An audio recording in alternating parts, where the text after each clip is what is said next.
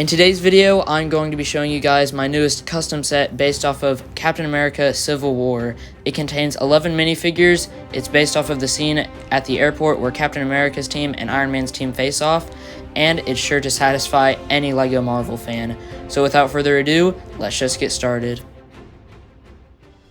The first minifigure in the set is Captain America, or Steve Rogers. His shield actually has a new print with some scratches on it from Black Panther when they fought in this scene. He has dual molded legs, which are dark blue and brown. He has pretty much the exact same torso that he uses in the Captain America Civil War sets from a few years ago. He has a serious expression and the same hairpiece that he normally uses, as well as a more angry expression on the other side of his head. The other character on Cap's team for part 1 is Wanda Maximoff. She uses the Hermione Granger hair, but in a lighter brown color. She has a new facial expression that I think really nails Elizabeth Olsen's likeness. She also has a new torso print because I think the one that she was given for the Civil War and Infinity War sets isn't quite accurate, so I think this one just looks a lot better. And she has the skirt piece that she used in Civil War, as well as an angry expression on the back of her head with red eyes.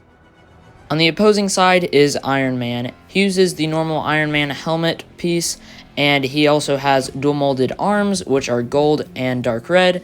He has a slightly updated torso, just with some more details, and his legs are the same as the ones used in Civil War for the Mark 46 armor. Then his hairpiece is the same one that normally is used for Tony Stark, just in dark brown instead of black, because I think that color better suits Robert Downey Jr.'s hair color. And he also has a bruise on one of his eyes. The last character for part 1 is Black Panther. He has some new arm printing, and he just has no printing on his legs. It's just completely black because there's not much I could do. I based the torso off of the new 2022 Black Panther torso, and he uses the same head and ears piece that he normally uses. He also has a head and hair that you can use if you take off his mask and choose to show his face, with a smiling expression that is pretty much the same as the one used in the Marvel CMF series from this year, and he uses the fin hairpiece from The Rise of Skywalker. The first build of part 1 is one of the airport vans, and you could use it to add to the just overall airport atmosphere, but you could also use it for Wanda to throw at Tony Stark or any of the other people on his team. The other build for part 1 is the tower that the Vision knocks down and Wanda Maximoff holds up to make sure that Bucky and Cap can escape. And on the side is some graffiti of Spider-Man's face, but other than that, all the levels are pretty much the same on the exterior. So let's take a look at the inside. The inside has 5 levels, and the one up top is the control center, so let's start with that. The air traffic control center has a seat in the middle, some tiled off floors, and 5 large windows all around so you can see everywhere in the airport. The next story is a storage unit with some boxes being stored up there, a hand truck, as well as one of the iconic LEGO Marvel fire extinguishers. The room underneath that is meant to represent the interrogation room from earlier in the movie, and even though it's not at the airport, I still think it's cool to have it here. And we haven't gotten a LEGO version of Bucky's Book of Trigger Words, so I think it'd be cool to include in this set, since it is the ultimate Captain America Civil War set. The floor underneath that doesn't have much other than a map of places where airplanes go from this airport, as well as a little bench. But the most important thing here is in the top right hand corner, and I'll get to that play feature in a little bit. But after that is the last floor with just a seat, a table, and a computer.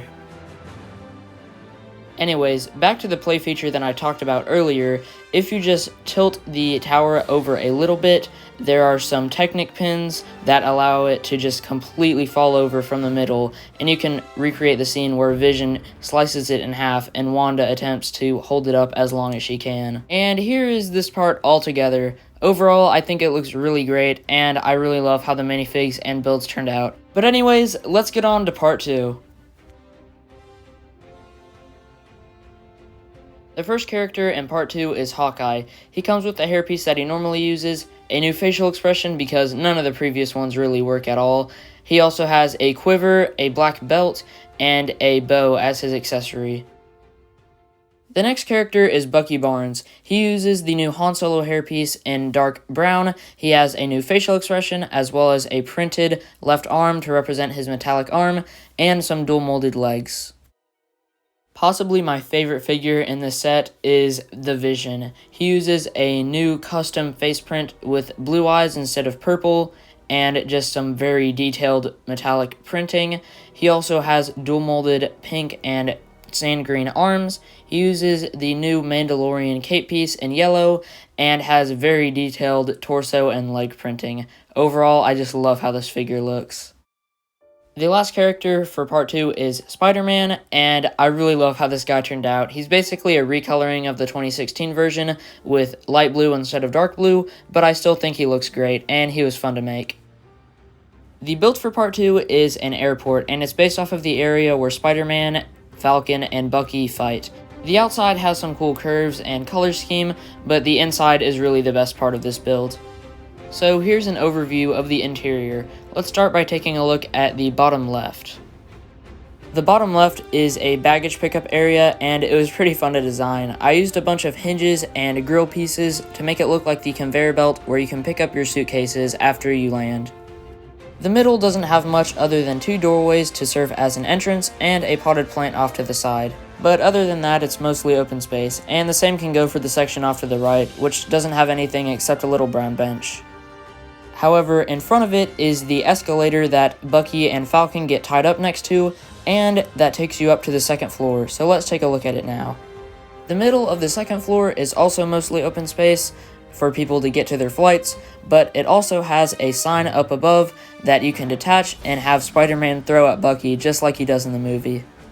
The top left has some locations and departure times on the wall, as well as some seats and a table on the floor, and one of the window railings can actually pop out and you can recreate the scene where Spidey pushes Bucky through the glass.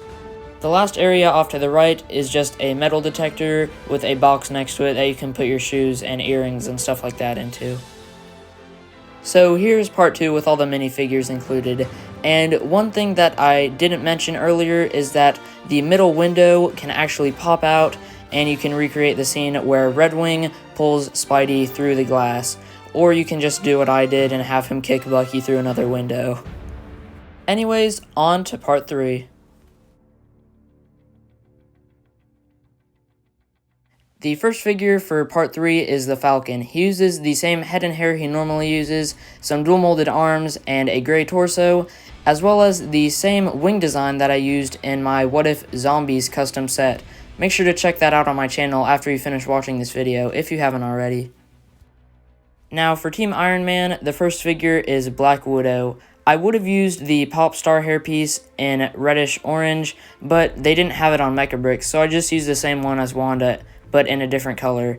She also has a new facial expression and torso because the one that they normally use for her just has a ton of blue on it, and I don't think it really works. Anyway, she has a gun as her accessory and an alternate angry expression. The last figure for this set, but not the last character, hint hint, is War Machine, or James Rhodes. He uses the Nexo Knights armor piece in black. He has some arm printing, as well as the normal War Machine helmet piece, and some new torso printing, and the same leg printing that he normally uses. As you probably already guessed from the title of this part, the build for part 3 is Giant Man, and he is based off of the design for the buildable Harry Potter figures, as well as the tutorial by Hachiroku24 over on his channel, so go check that out. But anyways, I did actually do a different arm attachment technique because the one that he did and the one that LEGO did didn't actually work in Mecha Bricks, so I had to make a new one, and some of the detailing is different. But anyways, here's what he looks like when you recreate the scene where he grabs War Machine, and here are all the figures and builds together for part 3. Overall, I think he looks great next to minifigures. But anyways, that was my ultimate custom Civil War LEGO set. Here are all the builds and figures together, and I think it just looks great. And I'd love to see this as an actual LEGO set because it's based off of one of my favorite movies and has so many figures that I'd love to actually have.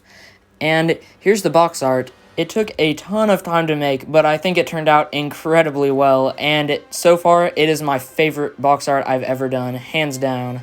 If you're wondering why Wanda's magic is pink rather than red, like it is in the movies, well, here's what it actually would look like if it was red. But anyways, that's about all I have for you guys today. Make sure to comment below what other Infinity Saga sets you'd like to see me make in the future, and if you haven't already, make sure to leave a like and consider subscribing. It would really mean a lot. But yeah, that's all I have for you guys today. Have a great day, and go build something awesome.